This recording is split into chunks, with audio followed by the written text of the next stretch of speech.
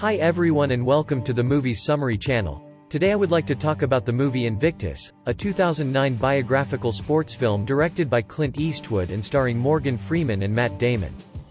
Invictus opens with the release of Nelson Mandela, Morgan Freeman, from prison in 1990.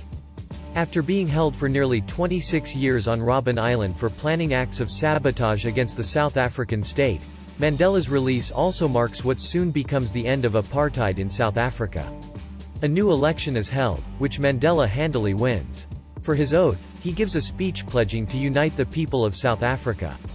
The current divide has largely divided the Afrikaners, white South Africans that came from Europe during the 17th century, and the various black tribes, the largest of which include Zulu, Xhosa, and Bapedi.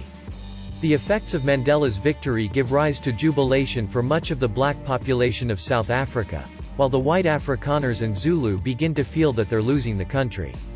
This is punctuated by a squadron of cars carrying Mandela down a road, poor black kids playing soccer on one side, white Afrikaners playing rugby on the other. The coach of the national team, the Springboks, tells his team to remember this day, as it marks the day the country went to the dogs. Mandela's head of security Jason Chabalala, Tony Kagoroj, makes a request of Mandela concerning the team. He asks for more personnel to secure the president, the current team being made up of 4 blacks. Mandela's response is to hire 4 white former special branch members led by Etienne Fader, Julian Lewis-Jones. On first meeting, they clash due to deep-seated racial issues, yet are compelled to work out their differences. Seeing that he has no choice but to work alongside them, Chabalala tells his black co-workers, especially Linga Munsami, Patrick Mofokeng, that while working together, they will watch the whites carefully. In his first days in office, the tension is palpable, as most of the former president's underlings, mostly Afrikaners, still hold their jobs. Worried that Mandela will fire them, they begin packing up their belongings, awaiting what they assume is the inevitable. Upon seeing this, Mandela holds a conference and makes an impromptu speech in which he informs his staff that he won't fire anyone who used to work for the old regime, and that they need to work together to promote racial equality throughout South Africa. The speech goes over well without any dissenters.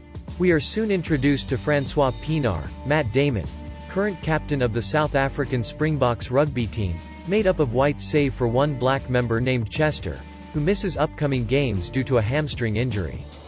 For many black South Africans, the Springbok name, logo, and colors represent the dark history and perceived racial injustice of apartheid, and they thus refuse to support them, rooting for England instead when they play the Springboks. With less than a year to the Rugby World Cup in 1995, which South Africa is hosting, the Springboks lose more games than win, and are highly anticipated to lose early in the tournament to Australia. Having read that the Springboks coach has been replaced, with Captain Francois still remaining, Mandela begins to think in terms of how he's going to unite South Africa and put away their differences, and sees rugby as the vehicle to do so. Since most Afrikaners fear losing their identity, Mandela aims to unite them by keeping the Springbok name, opposing the Sports Commission's unanimous vote change the team name to the Proteas, and using the upcoming World Cup as an example of how to overcome South Africa's apartheid past. Mandela personally travels to the commission to change its mind, saying that by keeping their former colors name, they can reach out to Afrikaners, who believe that Mandela is out to rid South Africa of their presence. This doesn't go over well with the commission, and by the time he leaves, Mandela has acquired only 13 votes for his proposal.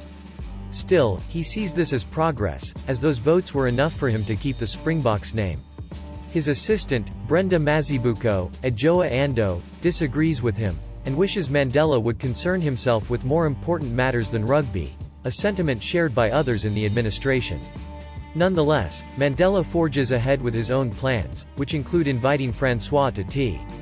An Afrikaner on the security team asks Francois how the Springboks will fare this year.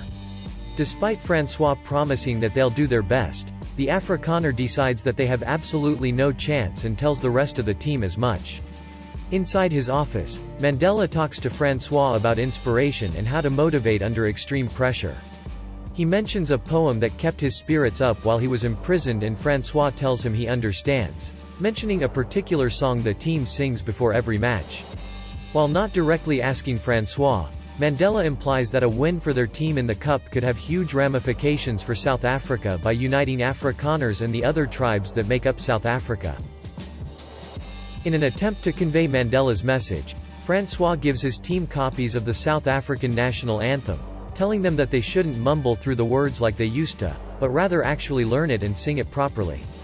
Most of the team crumples up their copies, saying they have no interest. Francois recants and says it is optional. They are ordered, however, by Mandela, to take occasional breaks from their rigorous training schedule, go out into the townships and teach rugby to the natives.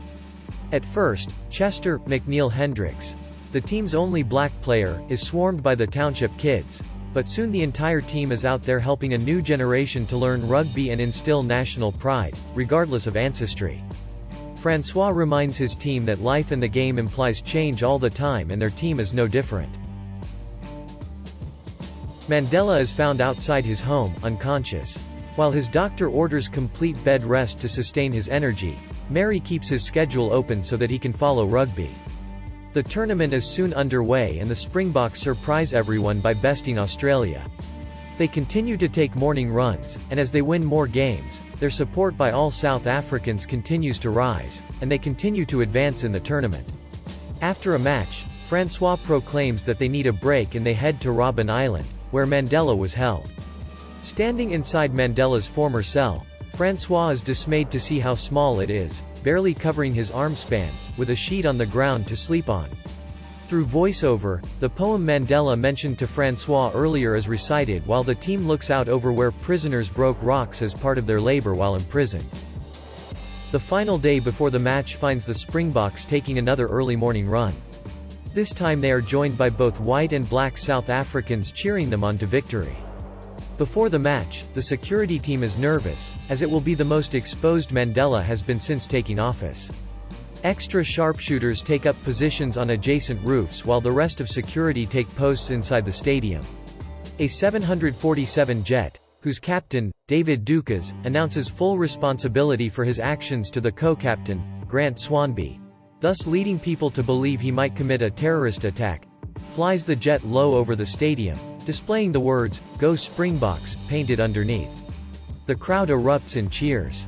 The final match is between the undefeated New Zealand All Blacks and the Springboks, which 62,000 fans have turned up at the stadium to watch. Chester's injury has finally healed and he's been cleared for the game. NZ has mostly shut out other teams in the tournament thus far, the closest score having been won by 20 points. Though the odds don't favor SA, they resolve to do their best.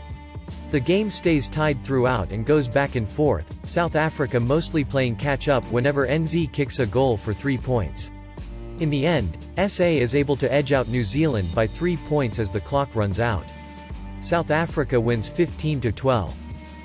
After the trophy presentation, the streets of South Africa are ecstatic, with South Africans of all ancestries cheering the Springboks in celebration.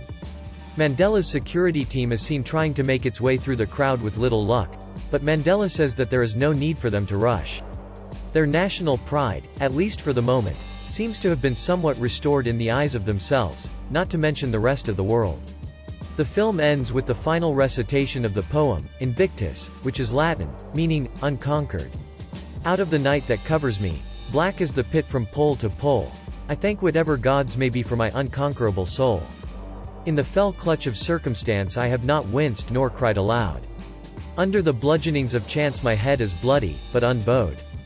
Beyond this place of wrath and tears looms but the horror of the shade, and yet the menace of the years finds and shall find me unafraid. It matters not how strait the gate, how charged with punishments the scroll, I am the master of my fate, I am the captain of my soul.